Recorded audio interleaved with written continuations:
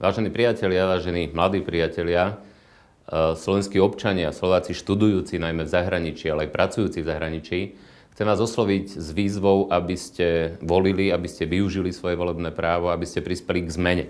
K zmene po 4 rokoch vládnutia Fica, Mečiara a Slotu.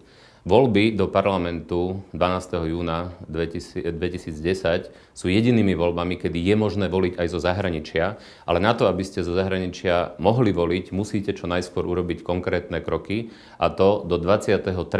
apríla doručiť žiadosť o voľbu zo zahraničia. Viem z vlastnej skúsenosti, z vlastných prednášok, ktoré som mal v Prahe, v Brne, že sú stovky tisíce slovenských študentov, ktorí sa zaujímajú o politiku, ktorí chcú zmenu.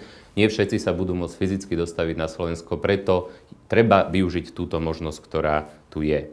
Na to, čo konkrétne treba urobiť, nájdete presné pokyny na internetovej stránke, na našej internetovej stránke SDKU.ds, ktorá má adresu www.sdku.ds.sk.